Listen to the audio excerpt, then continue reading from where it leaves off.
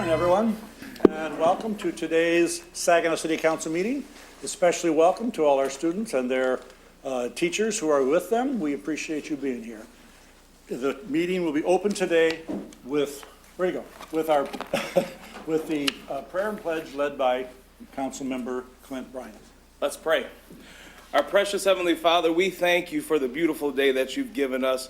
We thank you for the opportunity that we have had here today to join together in front of our students to share what we do as far as municipal government is concerned. Father, we ask that you would be with us today, guide all of our affairs. May we just reach out to you for the appropriate answers and that you will guide us along our way.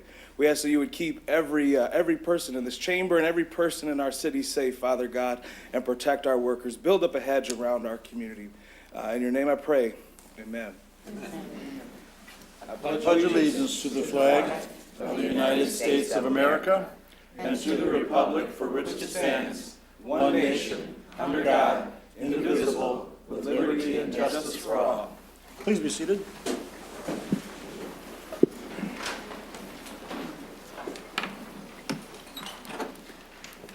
Madam Clerk, please call the roll. Thank you, Mayor. Councilmember Forbes. Present. Councilmember Bench is excused. Councilmember Bryant. Present.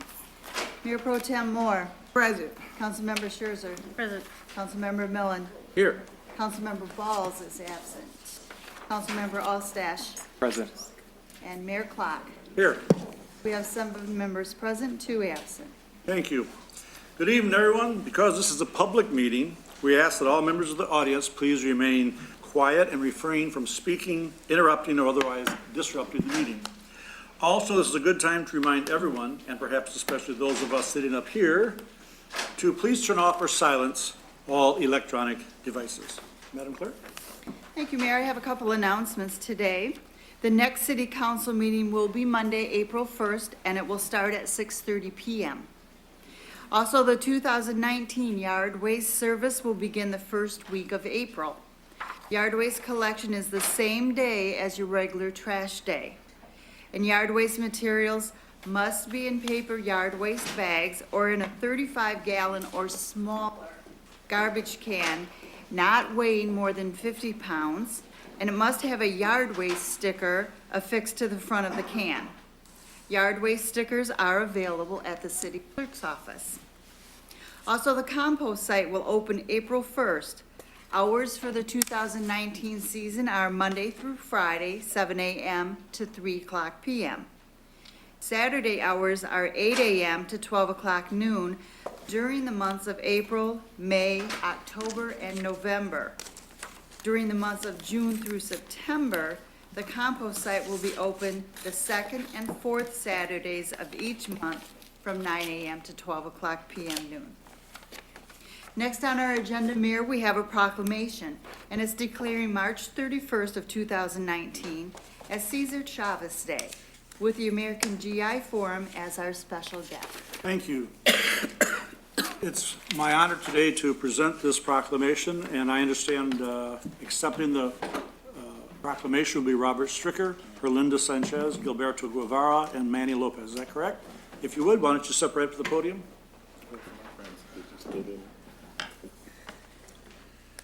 City of Saginaw Proclamation.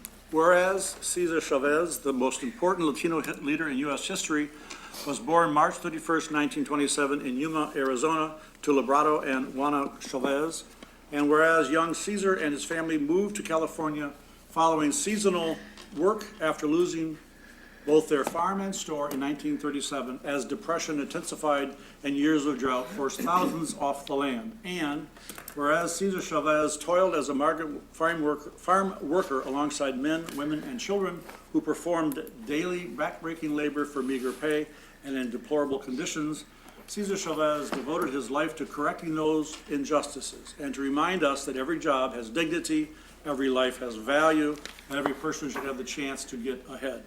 And whereas Cesar Chavez, an American labor leader, co-founded the National Farm Workers Association, also known as the UFW.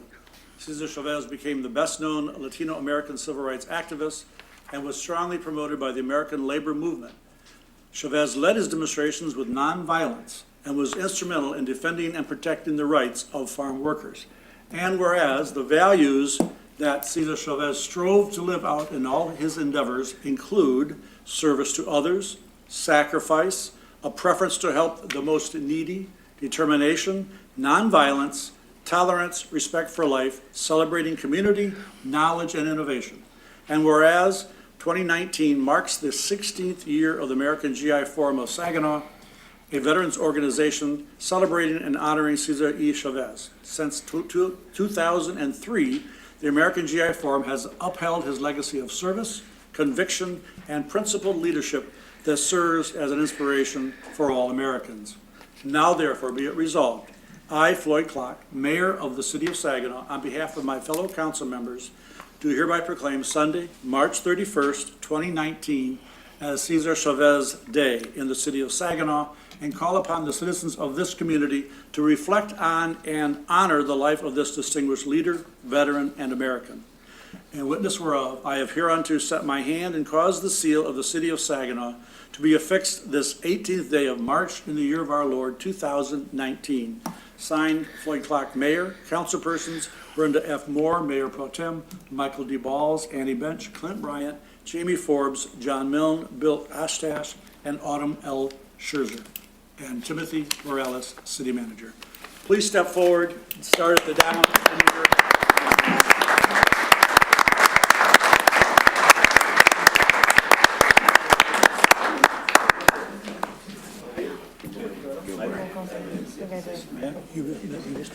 Yeah. Let me hand this to you now. This is for you. This is for the GI Forum. This is yours. Thank you. Thank you. Congratulations. Thank you. Thank you. Thank you. Oh, are you sweet? Thank you. Welcome. Thank you, sweetie.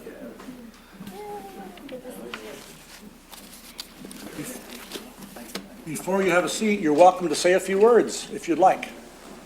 Go ahead. First of all, thank you very much, Mr. Mayor, Mayor Pro Tem, ladies and gentlemen of the City Council, City Manager, City Clerk, ladies and gentlemen in the audience, to include our students. I'm here as Vice Commander of the American GI Forum Local in Saginaw. We are doing another Cesar Chavez luncheon. Anything we raise, of course, is for scholarships for Hispanic students. We've been doing this now for the past 16 years. We want to thank the former Governor, Jennifer Granholm, who declared in Michigan on March 31st, Cesar Chavez Day. So we want to thank her for that. On the behalf of the American GI Forum and all its members, men and women, veterans and also non-veterans, we want to again thank the City Council for your work that you do in our city. And as veterans, we will continue to support veterans issues, civil rights issues, education especially, because our model is very simple. Education is our freedom, and freedom should be everybody's business. Mr. Mayor, Mayor Pro Tem, ladies and gentlemen of the City Council, I thank you, and God bless you all. Thank you so much.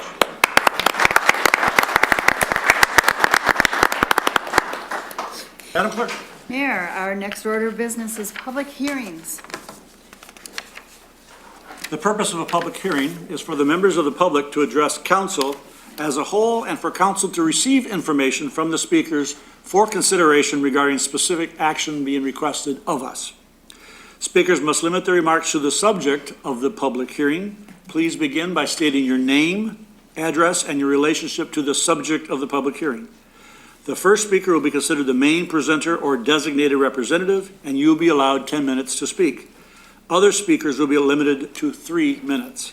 Because public hearings are not question and answer sessions, speakers may only ask general questions for council's consideration, not questions directed to individual council members, city staff, or the audience.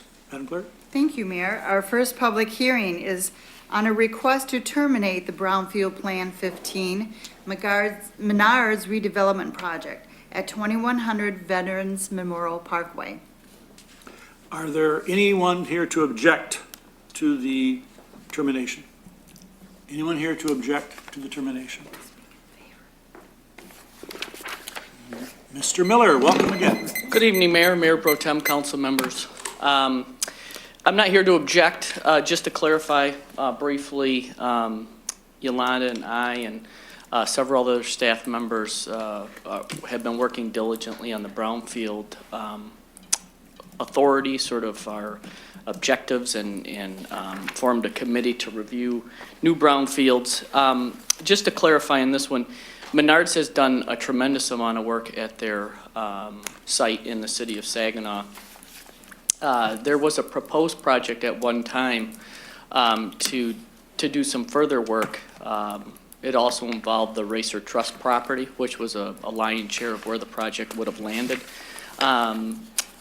Racer Trust, if you'll remember, was the entity that was formed during the GM bankruptcy, so they took over all of their non-productive assets when GM separated.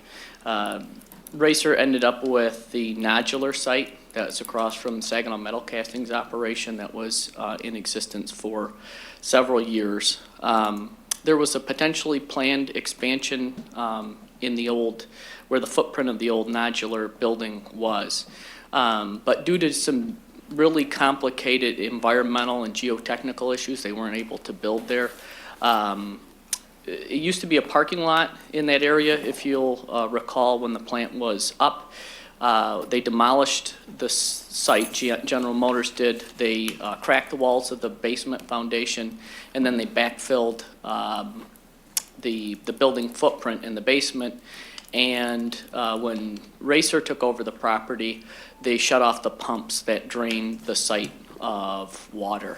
And so fast forward several years, we've been working with Menards on a number of their projects, and you've approved several incentives for that company. Racer Trust turned off the pumps and the site flooded because it's in the 100-year floodplain. And so the DEQ declared those areas delineated wetlands. And so it's kind of complicated, but once you have a delineated wetland, if you want to decommission those wetlands or build a new building on top of it, you have to replace those wetlands somewhere else. And we did work with city manager and Phil Carwatt and came up with another alternative to replace those wetlands at the south end of Wicks Park, because that's also in a floodplain. The cost was going to be roughly $1 million, which the state was going to support the construction of those wetlands. So we were able to overcome a number of issues, but when it came right down to the final, the final sort of construction of the project in terms of the layout, the geotechnical issues related to the site, because the foundation was not completely removed, was not able to be, would not bear the load of the new construction. They were going to add a unit train that would come off the main line so that they could transload, do a transload station on that Racer Trust property, and the weight of the cars, the freight, would not be supported by the basement, so they had to abandon that site. So unfortunately, that didn't work out. Now, if you've driven by Racer Trust's site and the old Menards has spent, I don't have the numbers in front of me, but several $1 million upgrading that facility. They bought the old oil company that was out front, remediated it, tore it down. Going all the way back probably 10 years, when the site was originally, it was owned by the Van Poppelen Block business, and they unfortunately went out of business. We got a call from Midwest Manufacturing, which was a subcomponent of Menards, about relocating the equipment to Wisconsin because they didn't have any manufacturing in the state of Michigan. Joanne Crary, my boss, offered the company a package of incentives, worked with the city manager in the state of Michigan, and convinced Menards to acquire that property and to stay on site. It's their only manufacturing operations, actually. They have one in Detroit now. But we were able to keep them here rather than ship those jobs to Wisconsin. They've been really happy with the operation. That site provides all of the blocks and a lot of building materials for the entire Menards footprint in the state of Michigan. We're actively working with Racer Trust because Menards has projects from time to time to identify some appropriate parcels and acreage in that footprint that would be able to be built on. So just a little clarification on the project. Thank you. Thank you very much. Got a question? Yes, questions? Yes. It's not a question. It's a- Well, that's right. This is just a public meeting. No questions at this time. But I will be here for. Thank you. We have to call, are there any further comments or objections to the termination of the Brownfield? Any further comments or objections? Last time, any further comments or Yes, sir. I objections? have a Comment, well, on the Brownfield. What I'm asking is, if you terminate the Brownfield, I don't mean they have to move the company, do they still can stay there, or what? well, this doesn't affect, it doesn't affect the existing property, the Okay, thank existing you. building. Okay. With no further objections or comments, we would need a motion to close the hearing. So moved. Support. It's been moved and supported. Are there any discussion at this point in time? Any discussion? Hearing none, all in favor? Aye. Any opposed? Carried, Madam Clerk. Next. Thank you. Our next public hearing is on the request to amend the Brownfield plan for the city of Saginaw to include 119 and 127 South Jefferson Avenue and 124 South Baum Street. Well, come right on up, Tom, and go right ahead, and then we'll ask questions about objections later. I'm back. Todd Miller, Saginaw Future. As I said, and I'm just up here, the talking head, but Yolanda and I and John Stempel and Lori Brown has been instrumental in these Brownfield projects, as well as city engineering, Beth Lund and Phil Carwatt, and John Stempel and his staff from the development team. This project is the former Michigan Photo Building that's behind the Rallies on Genesee, south of Rallies, just off of Genesee, across from the new Delta College project. You probably know the Saginaw Future took over administering the DDA in coordination with the city and trying to achieve the goals and objectives that City Council set forth in their strategic planning meeting. One of the things that John and I and Yolanda and Lori and the city manager have all talked about, especially after doing some strategic planning with the DDA, is the need to add market rate residential offerings, especially in the riverfront. So the DDA goes from the Dell Event Center to essentially the Y, and then covers the areas that include St. Mary's and Covenant hospitals. So just specifically speaking about the DDA, you know, we brought some projects here in the past. The Bancroft and Eddy is 100% occupied with 150 residential offerings. Recently sold to a developer. They invested $7 million. We helped to get them $1 million grant from the state of Michigan. They recently sold for $13.5 million. So we recognize that we're at almost 100% occupancy in the DDA for residential offerings. This project specifically is in partnership with the Woodley family.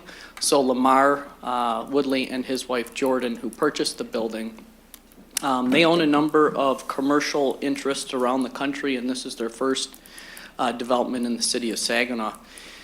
They're looking at putting in between 24 and 27 market rate residential apartments in the building with first floor retail. John and I are working with the bank and the architect on the final numbers. It probably is going to be roughly a $3 million investment, and it will add some nice market rate residential offerings right across the street from Delta College. So hopefully that we can get some of our young people and students to stay here in the city and live here. We know that because of our strategic planning with the council, as Dr. Scorsone mentioned, one lofty goal that the city maybe should consider is trying to increase population, which is sort of a no-brainer for any city. But the DDA is doing what we can to work with developers to add additional residential offerings to the DDA. Thank you. Thank you. Is there anyone else here to comment or object on the request to amend the Brownfield plan? Anyone else to object or comment? Last time, anyone else to object or comment? No one further. Is there a motion? So moved. Support. It's been moved and seconded to amend the Brownfield, to approve the amendment to the Brownfield plan. Any discussion? All in favor? Mayor, Aye. Oh, I'm just sorry. to close the public hearing, Oh, yes, thank you, we should do so. approve at this point. Yeah, to approve, excuse me, to close the public hearing. Thank you, ma'am. That is that motion being made to close the public hearing? So moved. Support. It's been moved and supported. Is there any further discussion? All in favor? Aye. Any opposed? Carried. Madam Clerk? Thank you. We have one more public hearing, and it is on the request to amend the Brownfield plan for the city of Saginaw to include 200, 208, and 220 South Michigan Avenue. Well, Mr. Miller? go Back. for it. Good evening, Mayor, Pro Tem and council members. This is another really good project with a developer you are familiar with. This is the old Case Funeral Home site, which as I look out my bedroom window, as I live above my little commercial building that I own, looks out over the parking lot. Alex DePerry from Ann Arbor Builders and the Case family. It's a partnership between the Case family and Alex DePerry. They're going to take the old Case Funeral Home at the corner of Adams and Michigan, or Adams and Hamilton, depending on how you look at it, convert that to market rate residential apartments, approximately a dozen, maybe 15, and then also rehab some of the commercial space that's on the first floor and then wraps around on the frontage of Michigan. I should add, because brownfields are somewhat of a mystery, and what the necessity for the brownfield plan is. Oftentimes, if these projects were in a greenfield site, meaning that we took a farm field or a vacant piece of property and just started building, new construction, there would be no need for a brownfield. But in Lamar Woodley's case, the Woodley family, we worked with John Stemple and AKT Peerless and Beerline and identified a couple $100,000 worth of asbestos containing materials in that building. So obviously, if you're going to add new apartments to the building, you can't have asbestos. Now, it's one thing if the asbestos is on pipes that are behind a wall that would never be disturbed. In the case of the Michigan Photo Building, they were in all of the plaster. So anytime somebody wanted to hang a picture up in their apartment and started pounding nails, it could potentially disturb, it would disturb the asbestos. And of course, we all know that asbestos is a Class A carcinogen. And so that we had to, part of that project, which we didn't anticipate, was removing all of the asbestos, which adds inherent costs. This obviously mechanism allows for the tax capture over a period of 30 years to help reimburse the developer that had to bear the burden of those expenses that were unanticipated. In the case of the Case building, pardon the pun, there was a lot of infrastructure needed. Again, this is an old funeral home, so you can imagine the conversion from funeral home, which I know could be a little bit interesting for folks to live in a funeral home, but the stables on Hamilton Street, which is now the ski shop, was a funeral home as well. And the Case family reminded me when I toured the Case funeral home and mentioned something about living in a funeral home. He said, I raised my whole family here because that's what funeral home directors do. This one was an interesting project in the fact that in working with Phil Carwatt and Beth London, we identified some infrastructure needs for this project. The sewer main that is connected to the Case building is from the 1800s and made out of wood. So you can imagine if you were buying a new apartment or renting a new apartment, old wooden sewers from the 1800s are not adequate to service, 12 new residents. And so we worked with the city, and actually the city, this is the first time, is going to capture, I believe, years 20 to 25. So the developer will spend all the money. The city will commit some of their infrastructure dollars for road, sewer, and water. That comes out of the general, not the general fund, but out of the streets special fund. And then Alex will get paid back over the first 20 years by paying his taxes, and then we'll be reimbursed. And then the city will be reimbursed from years 20 to 25 for their investment in the infrastructure. So we're trying to weave in infrastructure improvements wherever possible, so that we can, the city's done a really good job lately with updating like Washington and some of the major streets like, Court in Michigan. But some of these streets that run perpendicular like Adams and Hancock are in really rough shape. And so whenever we have an economic development project, we're taking a hard look at trying to upgrade the infrastructure to help support those projects. So, thank you. Thank you. Is there anyone else to address or comment or object to the amendment to the Brownfield plan?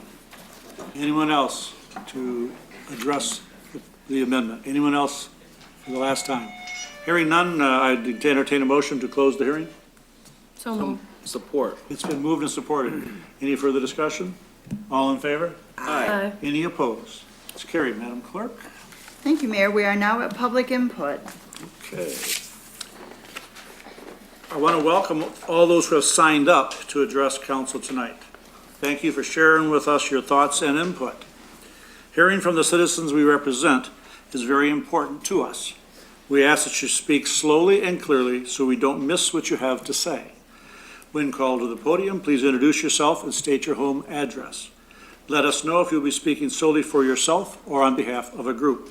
All speakers will have a 3-minute limit, which is timed by the clerk, so be sure to cover your main points. We ask that your presentation be courteous and respectful to the members of the public present, to the citizens watching SGTV, and to council so we can give serious consideration to your concerns. All follow-ups will be referred to city staff. Thank you.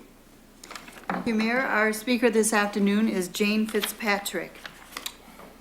Welcome. Good afternoon. I'm not Tom Miller Jr. My name is Jane Fitzpatrick, and I reside at 123 Hine Avenue in the city of Saginaw. And today I am here on behalf of the City of Saginaw Historic District Commission. I've been newly appointed as the chair. We lost our chair, Greg Branch, recently, and I'm very honored to be taking his place as chair.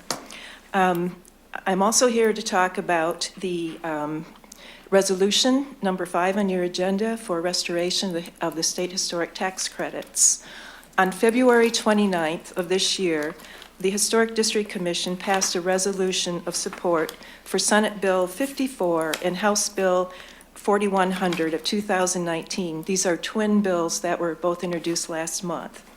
Our resolution is that we passed is very similar to the one you are considering today. Both Senate Bill 54 and House Bill 4100, as I already said, were introduced in January to reinstate the Michigan historic tax credits that were originally enacted in 1999 and they were eliminated about 9 years ago. This historic tax credit on eligible residential, commercial, and industrial historical resources can amount to up to 25% of qualified eligible expenditures as outlined in the proposed legislation. A historic resource as defined in the legislation is a publicly or privately owned historic building, structure, site, object, feature, or open space as designated by certain state and federal acts. I would like to take the opportunity now to thank both Senator Horn and Representative Guerrera, who along with others sponsored these bills. The bills have been assigned to committee. Senate bill is in the Finance Committee and the House bill is in the Tax Policy Committee, and they're under review. Work on reinstating this tax credit has been going on continuously since it was eliminated as a resource for economic development back in 2011. And we are very pleased that the legislation to bring this tax credit back has been introduced. And we are pleased for all the reasons that are identified in the resolution that you are considering today. So thank you for your consideration of this resolution of support. And I would also like to extend an invitation to all of you and to the public to our Historic District Commission meetings. Our next meeting is Thursday, March 28th at 4:30 p.m. right here in the council chambers. Thank you. Thank you, Chair. Madam Clerk? Our next order of business is remarks of council. And today we start with Councilman Moore, Mayor Pro Tem Councilman Moore. Good afternoon. The military is leaving me. Just wanted to congratulate them again for the services that they've rendered. To all of the young students that we have for Government Day, thank you so much for participating and coming. Last 2 weeks has been really, really busy. I was in Washington for 5 days. I actually got a chance to go on Capitol Hill to hear President and his proposals. And I also did cabinet talks in the Senate and in the House. I sit on the board for Municipal League. I'm vice president. And so our job is to try to secure back home what we need to secure. It was an exciting trip to actually hear people tell me what they couldn't do. And my answer is always, if you can't do it, tell me what we can do. So one of the things that is really, really going to be important is that everybody try to keep informed of what's going on with these new proposals. There's a lot of stuff that he wants to cut. They say that we've got it in the House, but we don't have it in the Senate. So we got to get it both places, especially for retirement stuff, for Medicare, for health stuff. And so you young people, you want a project, stay up on what's going on in the current event as it relates to the laws of what's going on to govern your city, okay? I had an opportunity to represent the mayor at the Huntington Bank luncheon on Thursday. Really, really exciting. It's like everybody has so many ideas on how we can get some money in Saginaw, and that's really what we want. In Washington, the big topic was, Mayor, you'll be proud to hear this, from all of our legislators from back home, from Michigan, was our tax cap. You know, if they're talking about it in Washington, D.C., we might need to take a look at it for real. I also bowled on Friday night for the PM Foundation, which is an agency that helps out individuals who have health issues and need bills paid. So I'm encouraging anybody that if you don't know about the PM Foundation, it was just a ball. We had a ball at Stardust. I got a chance to meet some people who were recipients of payments, and that was really good. On Saturday, I had the opportunity to be a judge for Saginaw Public Schools cook-off, and it was for elementary children, and it was capturing Chavez. So we had Mexican dishes that they made, and these were they were elementaries. So, thank you so much. Thank you, Mayor Pro Tem. Killing me. The 3 minutes flies by. Very quickly, Councilmember Brian. Thank you. Well, it's good afternoon, students and staff. It's great to have you guys here with us. I hope you had a good afternoon and good morning, discovering and learning a little bit more about how our city operates. I know I was, as the youngest member of council, I still had questions. Even being an adult and paying taxes and water bills, I had no idea what the city does. And it's really exciting. So you guys got a brief snapshot of kind of what the inner workings of our city is. There's a lot more to it. So when you see garbage picked up, when you go to turn, get a drink of water, that has to do with municipal government. It's not very glamorous, but it's exciting. It's really exciting. I had the opportunity to go out with our recycling crew. It's one thing that I try to do every couple months and go work at a department just to see what they do and extend appreciation for some of the people who are not necessarily on the front page every day, but they are on the front lines. So it was really exciting to learn kind of a little bit more about our recycling and what they do. So that was great. We're moving right along with Beautification Day Plans. We had our first committee meeting, and we were talking about what can we do. This has been pretty successful over the last 5 years, 17 years in existence. This will be our 17th year. But how can we make it bigger? And what do we want to look at as far as the scope of our project? So we had our first committee meeting, and we decided to make this event a weekend event. We had 400 people last year, so we're hoping that if we can get 400 on one day again and 200 people on another day, that would just be awesome. That's how we're going to make this event bigger. So I would like to see maybe some of our students, if you're not going to be involved in Spring into Service Day, you can help us out on that Saturday, that would be great. But we're going to look at Wicks Park and doing what we can do there. So I'm really, really excited about that. Contacting some of the media, they've already reached out, and we're going to do some press. But I hope this is our biggest year and most successful one yet, and it really is a great day. It makes me a little bit emotional because you see everybody out there, whether you're a CEO, you're an average Joe, everybody rolls up their sleeves and takes part in beautifying our community, so I love it. I also wanted to give a shout out to, he's a Great Lakes Bay Hispanic Leadership graduate, Arturo Lopez. He's a resident in the city of Saginaw. They helped out last year. And we've had some conversation about what he can do. So we were talking a little bit about that, and he just got some trash bags and started cleaning up. So his neighbors and other folks started to get involved, and that's what it is. That's what makes our community great, is that we have people who are willing to do the work. And that's what we're going to ask of you guys to do in the future. So also just wanted to say congratulations to the Saginaw Spirit for clinching the Western Division. I had a chance to see Councilman John Milne there. I had some family from the region who was there, so it's great. Awesome, awesome, awesome. Things are going good. Thank you. Councilmember Forbes. I'd like to welcome the students and staff that are at our meeting today. I hope you've learned a lot about how our city works from our speakers and experiences that you've done today. In order to represent our city council, and every elected or appointed body needs to include all kinds of people, and they need to be good listeners, I think. Where we live, age, race, socioeconomic background, experience, our level of education, sexual orientation, all these differences matter. I'm proud to be a part of a city council that is younger and more diverse than it's ever been before. 4 women and 4 people under 40, I think that's worthy of celebration. But we also need young people to step up and run for office and participate in government in other ways, because you're the ones that can best advocate for the stuff that impacts you, right? Tell us what you want. Your opinions matter. I know it's easy to be frustrated with national politics, but I promise that local politics is much different and, in my opinion, better. You can really impact things on a local level and shape the values that are reflected in our neighborhoods. So I appreciate you all coming today. Thank you.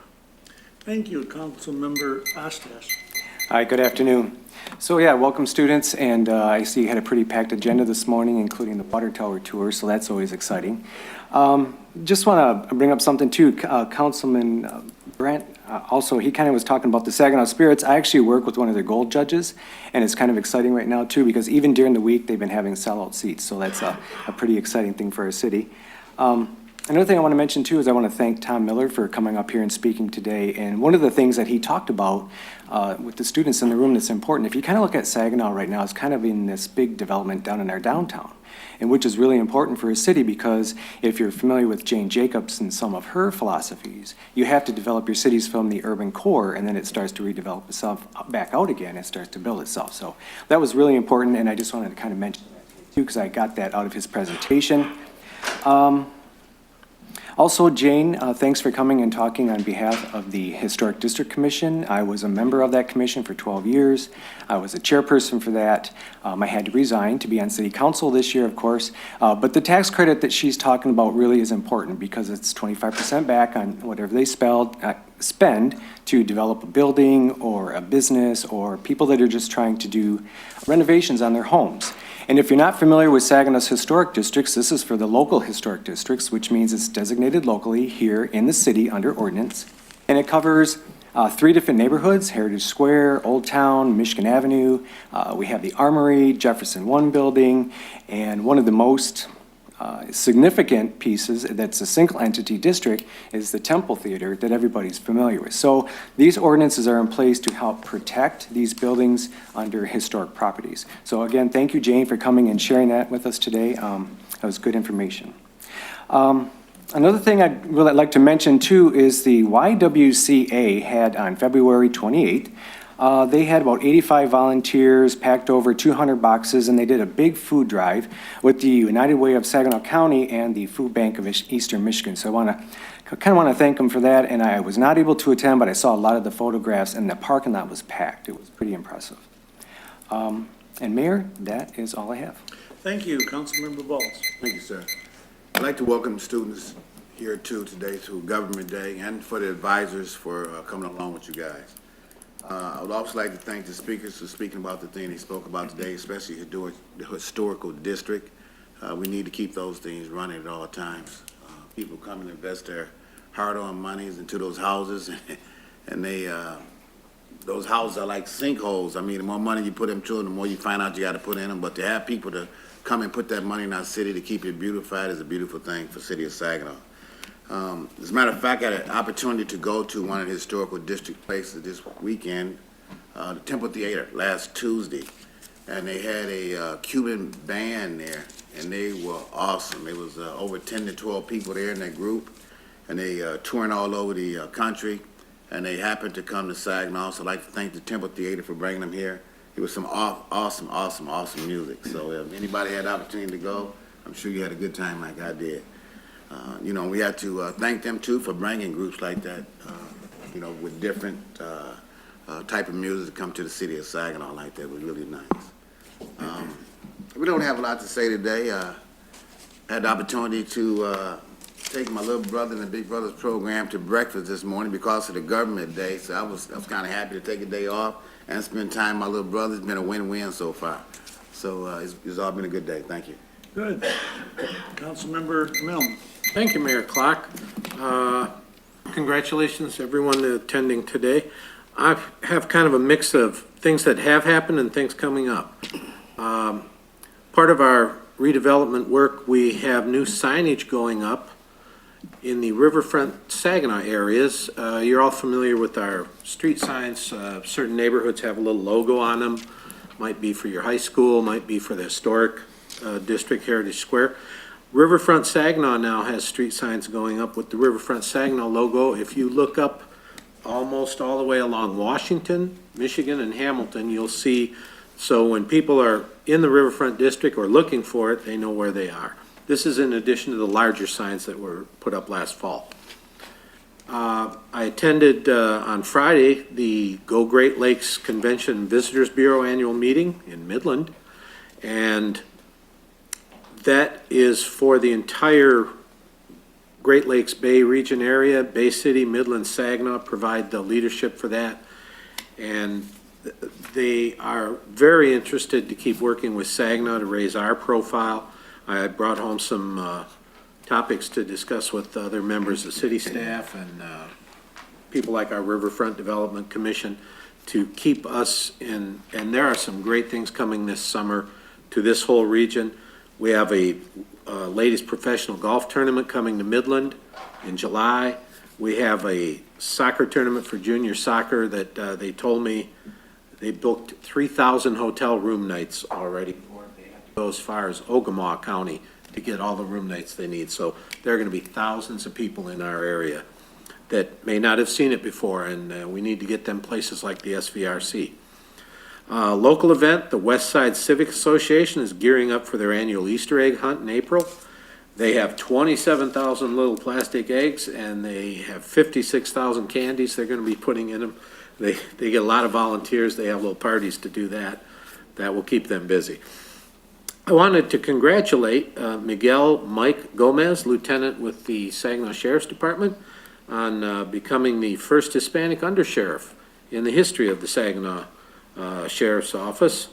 This was about a week and a half ago he ascended to that position, so very happy for Mike. Mike's very involved in the city when we have projects like Light Up the City. He is out there with his people. And we recently completed the border review on property assessments, and as opposed to other years, this year there were a lot of changes people were trying to understand due to some changes in state appraisal rules that are filtering down through all the municipalities, townships. It was a busy year at a lot of assessment border reviews this year. And that's all.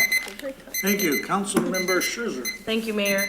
I first want to just say welcome and thank you to all of the students who attended today's Government Day. I met some amazing National Honor Society students from Carleton, so shout out to that group that I sat at the table with. I encourage all of you to stay involved and get involved. Join a board once you get done with high school. get involved in organizations, join a board, join a commission. There's tons of things that you can get involved with, and that is for everybody.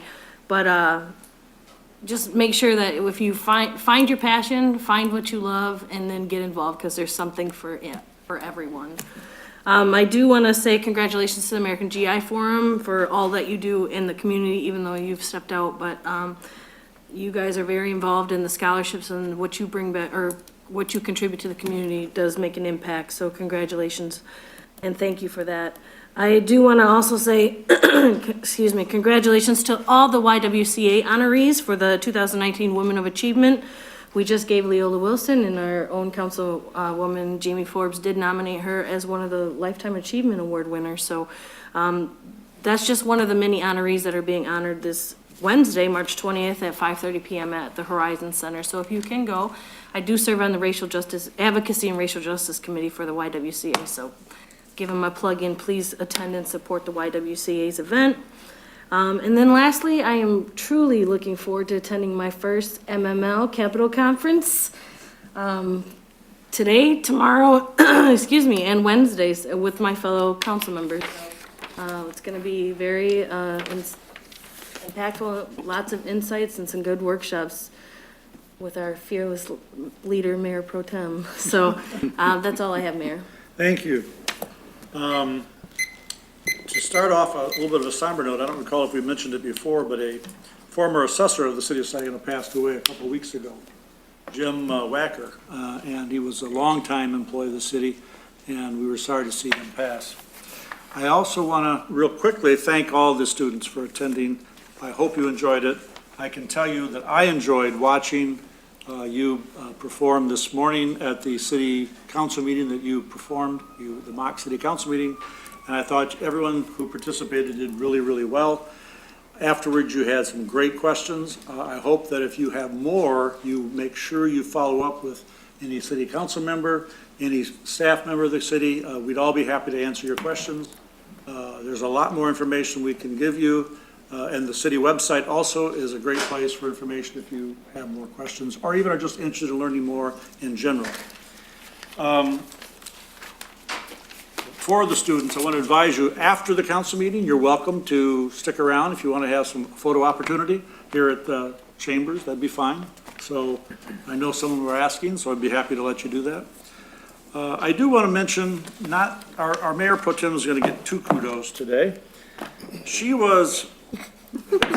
received the recognition recently during the League's annual Capital Conference Awards Gala on March 19th as the Ambassador Award for Exemplary Service to the Michigan Municipal League. And it was well earned. She has put a lot of time and effort into representing, learning about the Michigan Municipal League, learning about city government as well as the operation of all the government units that affect us.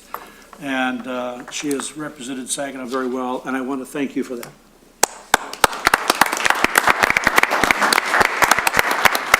For those of you who don't know, next year she'll be the president of the Michigan Municipal League. I do want to also mention upcoming on March 30th is the Saginaw, many of you know I'm involved with the Symphony. The Saginaw Symphony will be having its concert on March 30th, which will feature about 120 choral members from both Saginaw Valley and from the Saginaw Choral Society, as well as a full complement of musicians of about 80 people. So it'll be an exciting concert. And supporting the symphony is an event on April 11th, which is These Men Can Cook. I am hoping, last year we had 2 other members beside myself, and I'm hoping they will sign up, and I'm hoping the other 2 will as well. So I won't name names, but I am looking for 5 of us to be at that event, because I've also challenged the firefighters and the police to see if they will represent their departments in this event. I'd also like to see some representatives of the other members of staff. So I'll just throw that out there. It's a great event. All right, that's it. So thank you, and we will move on. Very good. Mayor, we are now at reports from the city manager. Thank you. Mr. Manager, are you cooking? Go right ahead on your other stuff. I don't cook, so. Mayor Pro Tem Brenda Moore did ask for an update from Saginaw County 911, and the Executive Director Randy Pfau is here today. So first, since he's been sitting through the meeting so far, I'd like to ask him to come up and give his report to council first. Thank you, City Manager, Mayor Pro Tem, and board members. Thank you for allowing me to give the 911 presentation update. Saginaw County consists of 810 square miles. That makes us the 23rd largest county of 83 in the state of Michigan. Comparably to Bay and Midland counties, they're around 500 square miles, and Genesee County is around 600 square miles. At Saginaw County 911, we dispatch for 22 fire departments and 17 police agencies. The population for Saginaw is approximately 200,000. Saginaw County 911 receives approximately 900 to 1,000 calls a day for approximately 350,000 calls yearly. This volume puts Saginaw in the top 12 call volume centers in the state of Michigan. If Saginaw is experiencing a weather event like severe wind and rain, we can possibly double our call volume within the 24 hours. Our staffing levels. Staffing at Saginaw County 911, we employ 30 operators, 5 supervisors, and 3 administrative staff. The operators work 12-hour shifts that change at 6 a.m. and 6 p.m. Saginaw County 911 got its start in Saginaw City Hall in the basement in 1977. The center was transferred to the second floor of the Sheriff's Office in 1995, where we are currently located. Saginaw County 911 is an authority and operates separately from county government.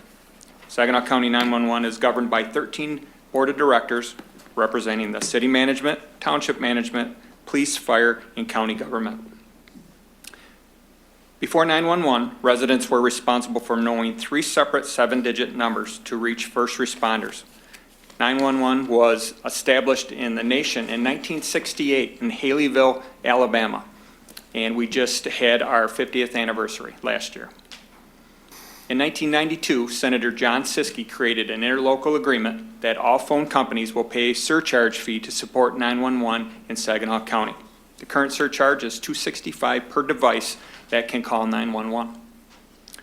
In 2018, the residents of Saginaw County passed a millage of 0.28 to help support Saginaw County 911 and provide the finances to replace all of the first responders' radios at Saginaw County 911 that are 12+ years old and end of life. The radio project was estimated to be approximately $6 million. In December of 2018, we signed a contract with Motorola and secured the radio purchase at a savings of $4.8 million, avoiding a 20% increase that would have essentially came into 2019. So that saved us approximately $1 million in that purchase. With the millage, we also expect to replace end-of-life 911 phone systems and technical needs.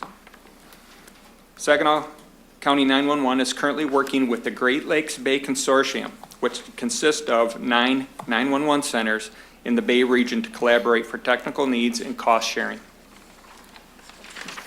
Important things to know about 911. The most important thing for the 911 operator to know is your location. Then what is your emergency? Allow the operators to ask the vital questions that need to be answered. Good intent calls. What they are is, although all calls may not be considered an emergency, we encourage you to call 911 of good intent calls. This will include suspicious in nature concerns, roadside assistance, if you need a wrecker, debris in the roadway, or something that could pose a hazard, and medical assistance. Any charged cell phone can be used to call 911 regardless if you have a service plan or not. Saginaw County 911 has an emergency notification registration. Saginaw County 911 emergency notification system is called GeoCast. It has the ability to deliver timely information to thousands of residents via home phones, cell phones, text, and email. If you would like more details on how to register, please go to our website. We are always looking for qualified candidates for the dispatch center. You can fill out an application on the website and start the hiring process. We're always looking for candidates. And I'd like to take this opportunity to thank our police chiefs and fire chiefs in our community. They collaborate and work so closely together. I'm very honored and proud to be part of that service to our community. That is my report. Thank you. Are there any questions? Yes, Councilman Milne? Yes, hi, Director Fowl. Could you give us a little idea of a timeline on the radio replacement project, where we are, what the projection is complete? Yes, sir. We, in advance, started working on the project through the millage, knowing that we had the need to replace the radios. The radios are end of life December 30th, 2019. So we had to get that, not only identification of how many radios will be needed for all of our first responders, but the costs associated to that and how we would pay it. So that's the principle behind the millage. We are well in advance. Fortunately, we had our numbers. We have a committee that consists of 2 police chiefs, 2 fire chiefs, myself and my staff that identify the needs and what is required for that project. So we had enough meetings and preparation in advance that when Motorola came to us the first or second week of December and said, hey, by the way, in 2019, we anticipate the cost going up 20%. We had our numbers and we were prepared for that project. So we got that in with that cost savings. I'm anticipating that the radios will be sent to us this fall. We have a correction order in the contract that allows plus or minus radios as we continue our development to make sure we only get what we need. And so I'd anticipate this fall we'll receive the radios and deployment will be probably before the spring of next year. For each local unit, you provide the equipment? Do they pay for their own installation? Do you provide installation funds like in a vehicle or a base station? Yep, the costs associated to the radios incorporate not only the cost of the radio, but the deployment of the radio and any equipment associated to it. So for a portable, every police officer will receive 1 portable radio with a shoulder mic. It will have 2 12-hour long life batteries and a charging source. And that all comes out of the fund. village-provided funding? Yes, sir. Thank you. Any other questions? Yes, Mayor Pro Tem? I'd like to thank you, Randy. I sit on the board of directors for 911, and I didn't report out because I didn't know what we could say, what we couldn't say, but I think that you have cleared up a lot of questions that people might have had. So that's why I requested you to come, and I thank you so much for coming. Thank you for having me. Any other questions for Mr. Fowl? None. Thank you so much. It's been an excellent presentation. We appreciate it. Mr. Manager? Thank you, Randy, and I'll say that Randy did a really good job with the millage there. That was, I think, quite necessary given their budget position that they were in at the time, and I think they're doing very well now. I'd also like to thank the students for attending the Saginaw Government Day, and I'll say that our staff had a great rate of participation with the schools, and the response was better this year than it has been, I think. And also thank you to council members for attending. I know a lot of you had to take time off from work, but this is a long-standing tradition, so we appreciate the participation. And thank you to Vicki Davis and Rachel Hozeska and the manager's office for coordinating the day with the schools and other city staff for the tours and demonstrations. So council members probably heard that we were without a director or manager for the Saginaw Midland Water Supply Corporation. We did have our interviews and those are completed, and we had a few excellent candidates. Manager was selected, and I think the chair and vice chair are currently working on completing the contract for that individual. So once that's done, we can let you know who it is. The AT&T Michigan president, David Lewis, was in Saginaw a few weeks ago. I believe he was the speaker for the Perk breakfast sponsored by the chamber, but Saginaw Future and I did have a chance to meet one-on-one with him. So we really appreciated his time, and he did clear up some information regarding the small cell technology that they are working on. I think there are a lot of opportunities for the city of Saginaw to work with them, and so that we can have a good relationship and not an adversarial one. I think it fits into a lot of our plans. The small cell is necessary for the 5G service, which is necessary for the automated vehicles. So I think that could tie in pretty well with some things that we talked about at, not this past strategic planning session, but the one before that, when we talked about connected and automated vehicles and all the work that next year is doing. So I think there's an opportunity there, and if we have a good plan to work with next year, I think they'll be willing to work with us further as well. Finally, a lot of council members, if you follow the news or get updates from municipal organizations, you've probably seen stories about recycling.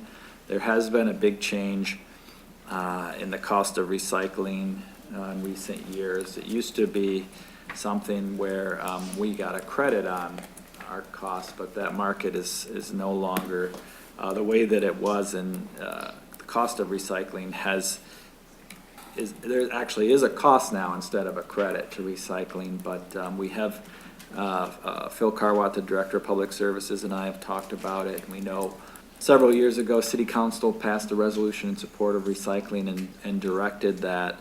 And we know there are a lot of citizens that are really committed to that. But we'll keep an eye on it as long as it doesn't have a significant impact on our monthly fee. We plan to do that, but if it does necessitate an increase of that, we'll probably bring that back to council and let you know the actual direct cost impact and see if there's other options or something else that we should do. We have, as you recall, we did bring that in-house, the collection, so we do, I think, that more efficiently than we had been doing contracting, so there's some savings there, but something to definitely keep an eye on. And if you see any articles and questions about it, just let me know, and Phil and I will be happy to sit down and talk to you about that. And with that, that concludes the management update. Thank you, Ms. Manager. Madam Clerk? Thank you, Mayor. You are now at the consent agenda.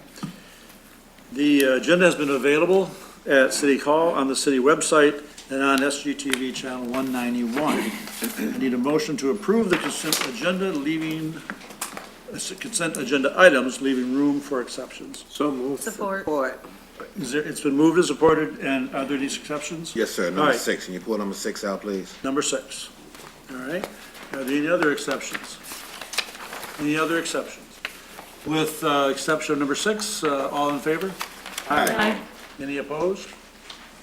All right, Madam Clerk? Okay, item number 6 is approve the purchase of quality environmental services for $94,000 for the asbestos removal at 1014 East Genesee Avenue. Councilmember Balls. Yeah, I'd like to know, we plan on tearing this building down, and they're gonna, I would imagine they're gonna take the asbestos out the building. Do we have somebody want to purchase the land or something like that, or where do the funds come from for $94,000 to take out asbestos?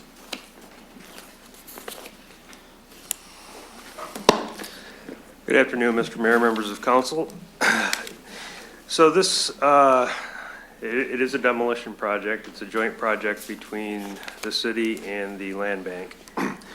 As you can see, the abatement by itself is quite a sum of money.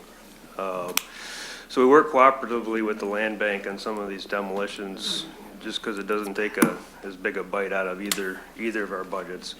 Talking with the land bank this morning, they are working with the neighboring property owner currently, which I believe is the East Side Soup Kitchen. They have an interest in the property. They haven't revealed what that purpose is, but they do have an interest in it.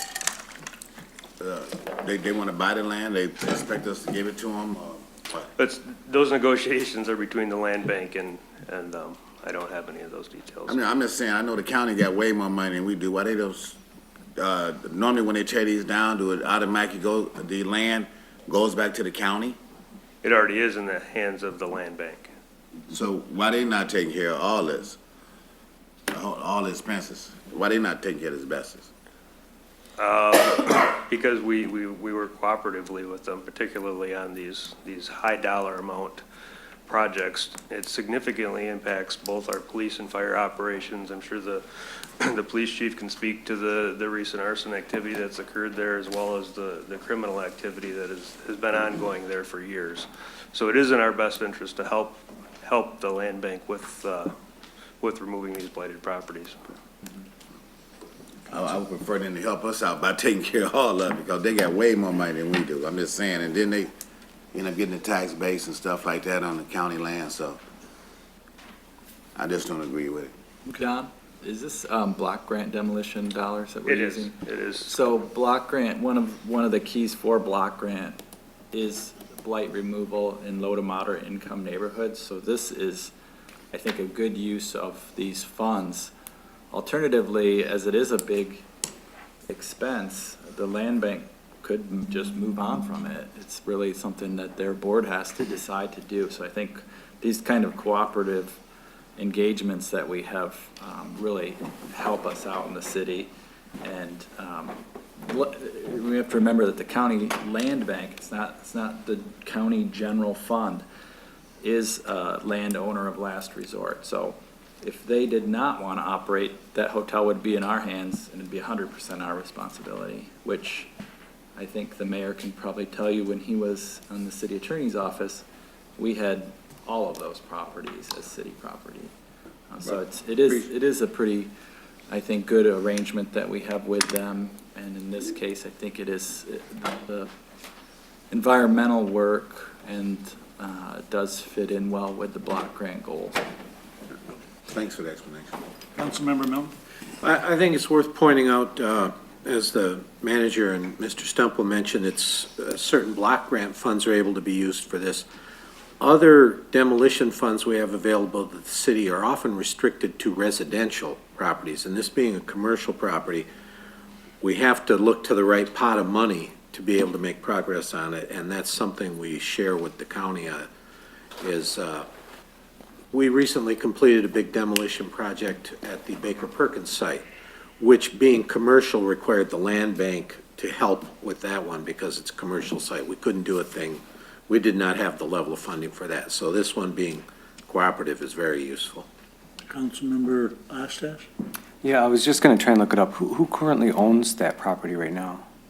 The land bank does. Oh, the land bank does own Yes. this one, okay.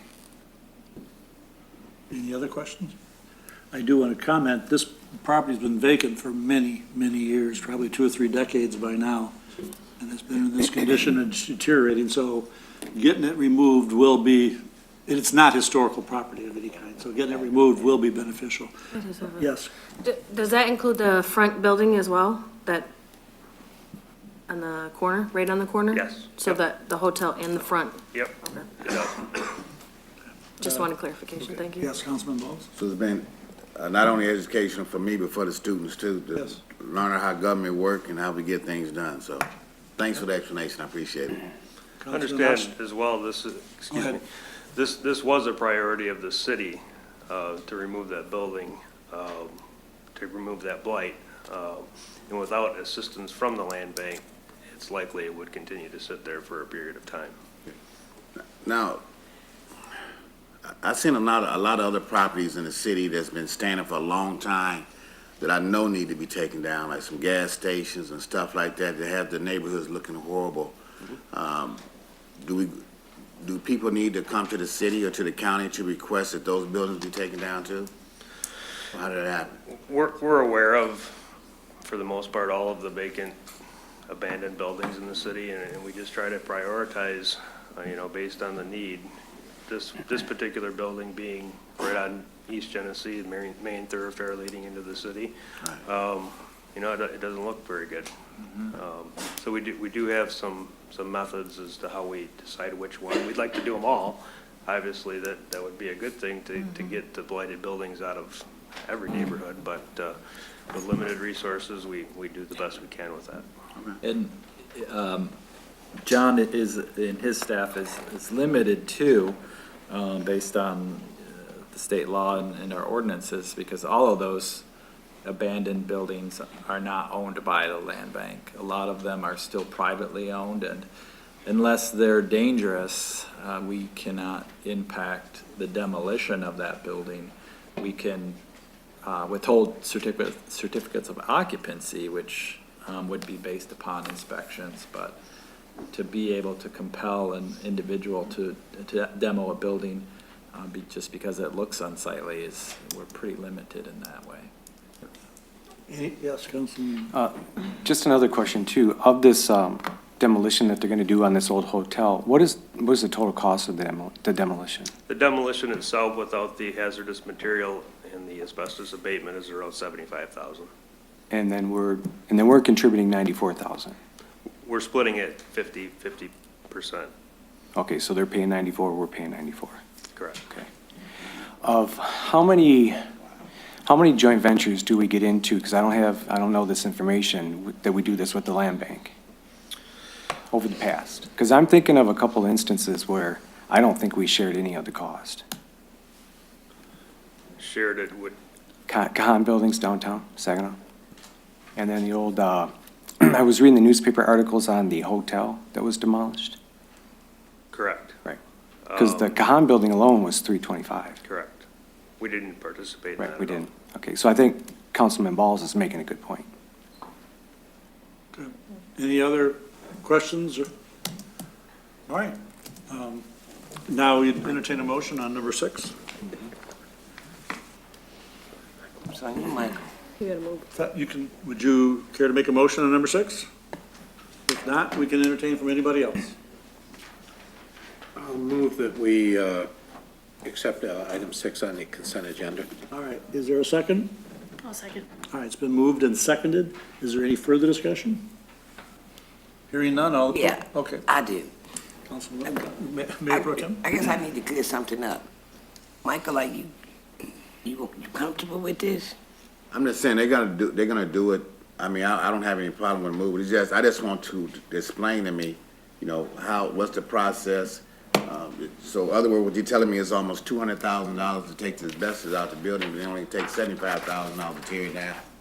You know, and I guess it has to be disposed of properly. I know that because had asbestos removal license myself. But what type of asbestos? Is it just in the pipes? Is it on the walls? Where's this asbestos at in this building? With the $94,000 price tag, it's everywhere. Plaster, tape, joint compound, pipes. Otherwise, that number wouldn't be so significant. Okay. And just to clarify too, it's not, 94,000 is not half, that's the total cost. Oh. Okay. For the building and the asbestos? It's the total cost for the asbestos, so it's not 94 times 2. Okay, It's- okay. It's 94 total plus the 75 for the demo. Okay. Yes, go And ahead. so we need to keep in mind that when we were doing block grant, all it is, we as council people, we got to start showing up. Because we actually got a book that told us about all of this stuff in it. So we need to pay a little bit more attention to the stuff because the city got a big chunk of money to do just this stuff. So it's not like we using dollars from general funds.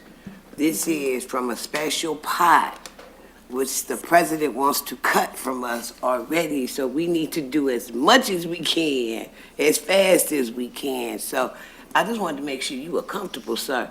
Thank you, I appreciate that. Okay.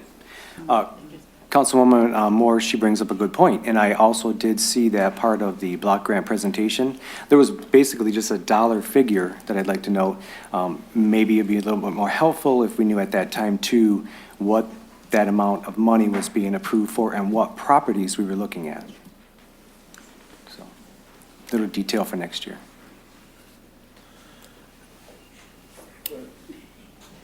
Many times when we're at that hearing Okay. standpoint, we're asking for funds for money that really doesn't hit our budgets until July. So it's December, January, when we're at the meeting, the money doesn't get turned loose until July. We have a hopper, we kind of work on these properties concurrently, and as they become ready, that sort of determines which ones get, where they fall on the list and when we pull the trigger on certain properties. Would it be safe to assume that you have more than enough properties to use the funds on, no matter what we got? Yes, sir. Okay. Any further discussion on the item 6? All in favor? Aye. Any opposed? Aye. Wait, opposed? All right, let's have roll call then. Councilmember Bench is absent. Mayor Pro Tem Moore. Yes. Councilmember Scherzer. Yes. Councilmember Millen. Yes. Councilmember Balls. Yes. Councilmember Ostache. No. Councilmember Forbes. Yes. Councilmember Bryant. Yes. Mayor Clark. Aye. We have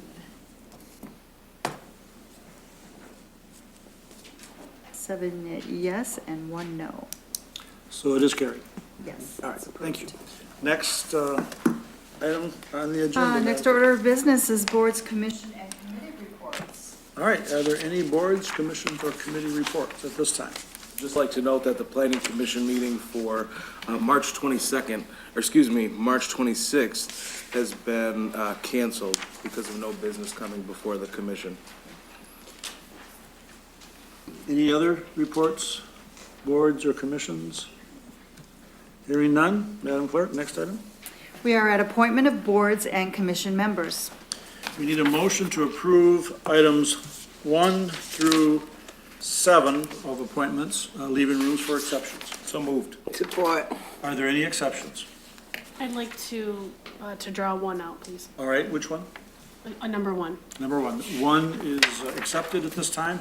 Is there any other exceptions between numbers 2 and 7? Hearing none, all in favor? Aye. Any opposed? It's carried. Councilwoman Forbes? Exception Item number number 1. 1 is the approved appointment of Vicki Dillon to the Saginaw Transit Authority Regional Service with a term to expire September 30th, 2021. I'd like to abstain from that vote, so I would prefer a roll call if that's All possible. right, I think we have to do a roll call with the abstention. That would be good. Madam Clerk? Mayor Pro Tem Moore. Yes. Councilmember Scherzer. Yes. Councilmember Millen. Yes. Councilmember Balls. Yes. Councilmember Ostache. Yes. Councilmember Forbes. I'll abstain, please. Councilmember Bryant. Yes. And bench is absent. Mayor Clark. Yes. Thank you. 7 yes votes and 1 abstention. Motion is approved. Passes as well. All right. We have an ordinance introduction, is that correct? We are at ordinance introduction there. We have 1, it's to amend sections 151.001-116 of Chapter 151, Housing Regulations, of Title 15, Land Usage. Need a motion to introduce? So moved. Is there a second? It's been moved and supported. Any discussion? Any discussion? Hearing none, all in favor? Aye. For the benefit of the audience, particularly the students, this is I will inform you, this is laid over under the ordinance, under the charter provision. What that means is, under our charter, we have to wait 2 weeks once an ordinance is introduced before we can take any formal action to approve the proposed ordinance. So it's laid over under the charter provision. Okay, Madam Clerk? We are now at ordinance consideration and adoption. And we do have 1, it's to amend 1436, preference for local bidders of Chapter 14, Finance and Purchasing of Title I Administrative Code. Again, for any student or anyone else who doesn't know, that means we have introduced it at least 2 weeks ago, as was just done with the past one. And now we can take action on that ordinance if we choose to.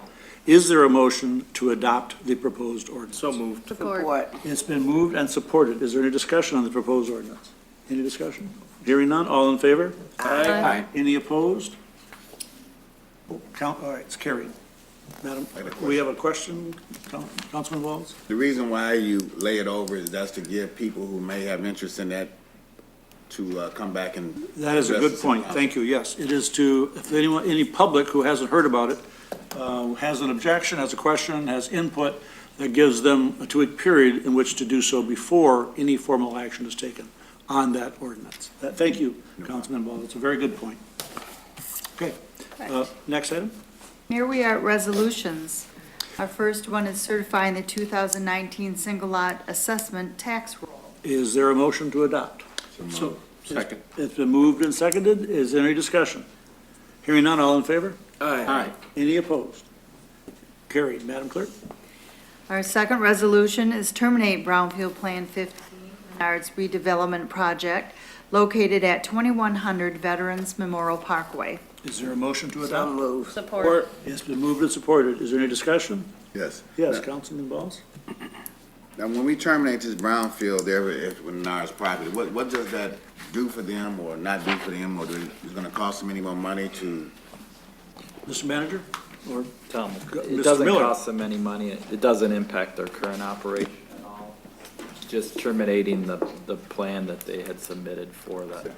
Yeah, the good thing there is that, you set up a brownfield plan based on a potential project.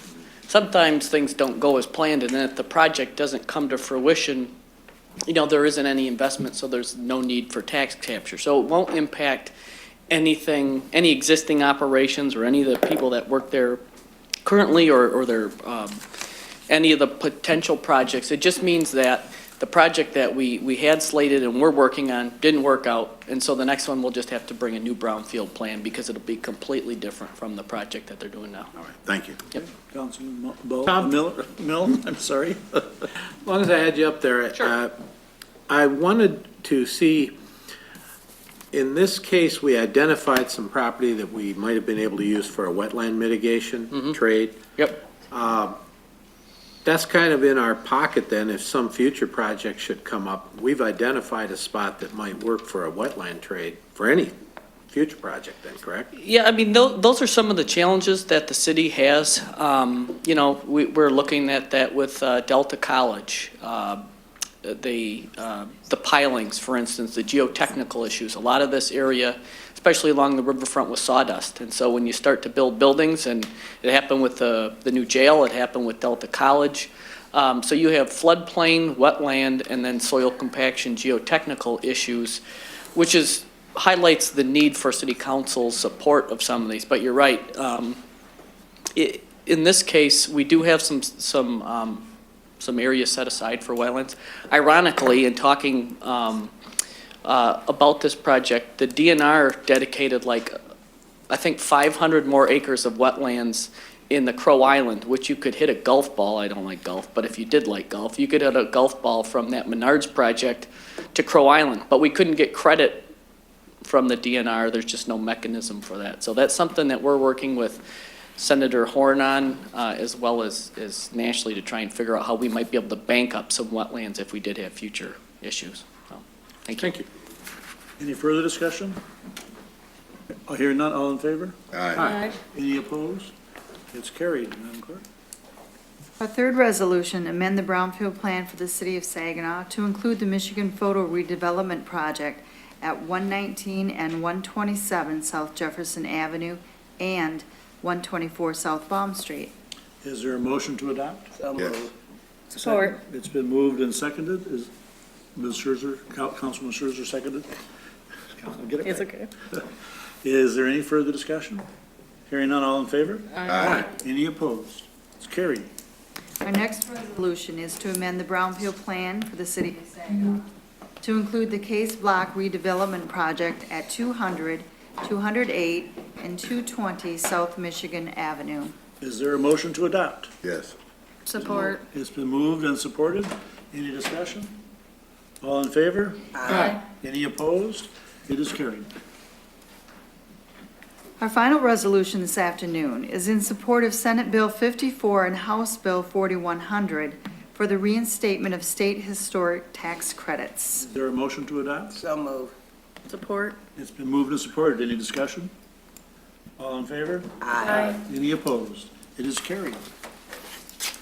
Madam Clerk? We are at miscellaneous business. Okay, is there any other business to bring before council today? Councilman Scherzer. I just want to follow up from our strategic planning session to see if we are, or where are we with the discussion and/or action with medical and recreational marijuana? Mr. Manager? So we are, I don't think we necessarily had any recommended action, but I think there was a thought to have another meeting. I have requested a town hall meeting, and we're working to set that up now for the public. Right, so right now, Thank you. we're collecting data on potential locations, cost, seating capacity, presenters, and parking capacity. I think we have most of that information. Next time we meet, probably the next agenda review, we'll present that to the mayor, Mayor Pro Tem, and then Okay. we'll All go right. from there. All right, thank you. Thank you. Anybody else? Councilman Balls? To adopt those, do we don't have to have the information. If the city council wanted to, couldn't we just bring up a motion and accept it and go along with it, and then you guys have to bring the plan later? Well, that's not exactly how it works. Perhaps, Ms. Axon? perhaps the city attorney could give an answer? Well, I guess that would depend on the direction that council wanted to go. I mean, council can always make a recommendation that staff prepare an ordinance and the other required materials to either opt out Okay. or to opt in. I would also point out, we would probably need to have changes to the zoning code to address issues that would be relevant to having such facilities. So that would be part of what I'm sure our city attorney has mentioned by way of codes. So at this point, the direction we're taking anyway is to proceed with the town hall to get input on the question. So, but anyone can always make a motion. You said we, the town hall? I mean, I didn't hear anything about we're gonna do a town hall, so. Yeah, I've addressed it in the past. Sir? I have addressed it in the past. Okay. Yes, Councilman Mills? Just a little information for our student audience. When the first medical marijuana laws came into being, the city of Saginaw adopted to opt out of that. There are no licensed medical marijuana facilities in the city. The newly passed proposal, We just didn't do anything. Proposal 1, requires cities to either opt in or opt out. You can't do nothing. If you do nothing, you will be allowing recreational marijuana facilities at a certain point. Right now, the state, as part of that, is still developing their regulations pertaining to such facilities. And it involves multiple parts, licensing, transportation, testing, and so they have a lot of work they're doing, which we're hoping to get some of that input before we try to craft our resolution either way. So that's why some cities chose to immediately opt out, because in this particular case, you can later opt in to allow recreational marijuana facilities. Once you opt in, you cannot back out, because people may have spent money developing a business, and you cannot then say, oh, by the way, we were wrong, we're closing you down. So it is our goal to do it once and do it in the way we think reflects the best manner. For the students as well, I think this is a good example of council doing its due diligence and exploring what the city citizens would like. It's only fair to give both, there's probably two sides, and it's only fair to hear both sides. So we haven't done that yet, so that's where the town hall request came in. Okay, are there any other matters of unfinished business to address at this time?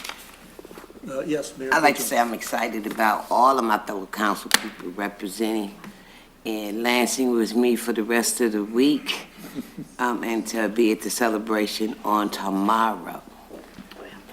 The Gailey event where I will receive the top ambassador award, the only person this time. Out of a handful of 8,000, I am number 12 to complete all the educational levels as it relates to the municipal league, and I'm excited. And we just gonna have a ball, Saginaw. Saginaw, we gonna represent you well for the next 3 days in Lansing. Very good. Anything else? Yes, Councilman Oster. Yeah, one quick item. I live in downtown Saginaw, and I travel through the Genesee and Washington corridor every day. And like Tom Miller had mentioned in an earlier presentation during our public hearing, that the Bancroft and the Eddy, there's a lot of urban living in downtown. They're full at those apartment complexes. Now, I don't need a radar gun sitting at my car in the morning. We have a lot of semi-trucks that are coming through those intersections. They are not doing 30 miles an hour. I've been watching this probably for about 2 months. So I'm just asking, is there anything that we can do from the city's perspective, or maybe put one of those speed radar signs there that kind of flashes the lights, just start raising people's attentions that we do have people living in our downtown area. And I'm not the only one, it's some of the citizens that live in the city also mentioned that the traffic's coming through there pretty fast. Thank you. Thank you. City Manager, I'm sure we'll be back with you on that. Any other business? Hearing none, I'd entertain a motion to adjourn. So moved. Support. It's been moved and second. Is there any further discussion? If not, all in favor? Aye. Any opposed? We are adjourned.